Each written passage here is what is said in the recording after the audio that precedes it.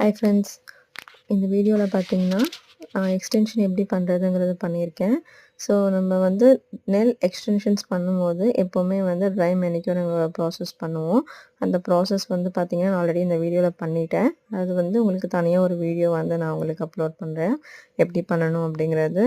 அது ஆக்சுவலாக பார்த்திங்கன்னா எந்த ஒரு ஜெல் பாலிஷ் போடுறதா இருந்தாலுமே சரி, இல்லை எக்ஸ்டென்ஷன் பண்ணுறதா இருந்தாலுமே சரி, பண்ணதுக்கப்புறம் தான் வந்து மற்ற ப்ராசஸ் வந்து பண்ண முடியும்.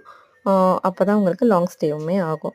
இப்போ நான் வந்து என்னோடய நெயில்ஸ்க்கு ட்ரை மேனிக்யூரை முடிச்சதுக்கப்புறம் இப்போ என்னோடய நெயில்ஸ்க்கு ஏற்ற மாதிரி டிப்ஸை செலக்ட் பண்ணுறேன். செலக்ட் பண்ணதுக்கப்புறமா அந்த டிப்ஸ் ஒன்றுமே வந்து பார்த்திங்கன்னா மிஷினை யூஸ் பண்ணி ஃபைல் பண்ணிடுறேன்.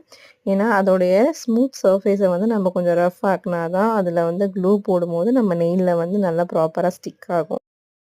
ஸோ அதனால வந்து நான் அதை வந்து இப்போ உங்களுக்கு மிஷினை யூஸ் பண்ணி நல்லா இப்போ வந்து ஃபைல் பண்ணி எடுத்துக்கிறேன். ஸோ ஃபைல் பண்ணி எடுத்ததுக்கப்புறம் ஆல்ரெடி நான் ட்ரை மேனிக்யூர் பண்ணி வச்சுருக்கேன் இல்லையா என்னோடய ஹேண்டில்.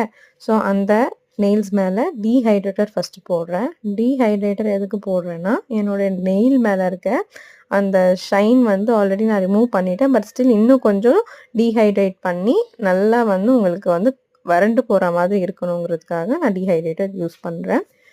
டீஹைட்ரேட்டரை யூஸ் பண்ணதுக்கப்புறம் நெயிலோட சேஃப்டிக்காக நெயில் ப்ரைமர் போட்டிருக்கேன்.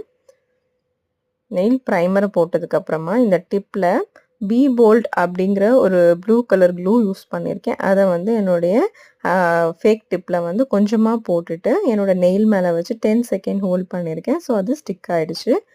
ஸ்டிக் ஆனதுக்கப்புறம் நான் நெயில் மேலேயுமே என்ன பண்ணியிருக்கேன் அப்படின்னு பார்த்தீங்கன்னா மிஷின் ஃபைலர் யூஸ் பண்ணி ஃபைல் பண்ணியிருக்கேன். பிகாஸ் என்னோடய பாலிஷ் வந்து லாங் ஸ்டே ஆகணும் அப்படிங்கிறதுக்காக. ஸோ அதை பண்ணதுக்கப்புறமா நான் நெயில் மேலே பேஸ் கோட் போட்டு க்யூர் பண்ணேன். க்யூர் பண்ணதுக்கப்புறம் எனக்கு பிடிச்ச மாதிரி ஒரு பீச் கலர் ஷேட் எடுத்தேன். ஸோ அதையுமே அப்ளை பண்ணிவிட்டு க்யூர் பண்ணேன். க்யூர் பண்ணதுக்கப்புறமா எனக்கு பிடிச்ச மாதிரி ஒரு ஆர்ட் பண்ணதுக்கப்புறமா அதுக்கு மேலே பார்த்திங்கன்னா ஒரு ஷைன் கோட், அந்த ஷைன் கோட்டை போட்டு என்னோடய ஒர்க்கை நான் கம்ப்ளீட் பண்ணிட்டேன். கம்ப்ளீட் பண்ணதுக்கப்புறம் வந்து பார்த்திங்கன்னா என்னென்னா, லாங் ஸ்டே அப்படிங்கிறது எதுக்காக அப்படின்னா, இது ஆக்சுவலாக ஜெல் பாலிஷ் பண்ணுற ரீசனே என்னென்னா, அப்பப்போ வந்து பீல் ஆகாமல் கொஞ்சம் லாங் ஸ்டேவாக இருக்கும், அட்லீஸ்ட் ஒரு 2 வீக்ஸ் ஸ்டே ஆகணும் அப்படிங்கிறதுக்காக நம்ம பண்ணுறது. அதனால் அதில் எவ்வளோ ப்ராசஸ் இருக்குது. ஸோ உங்களுக்கு அடுத்தடுத்த வீடியோவில் ஒரு ஸ்டெப்பாக எப்படி பண்ணுறது அப்படிங்கிற மாதிரி நான் உங்களுக்கு வீடியோ போடுறேன். ஸோ இந்த வீடியோ உங்களுக்கு பிடிச்சிருக்குன்னு நினைக்கிறேன். Hope you like it. Next வீடியோவில் பார்க்கலாம். பாய்.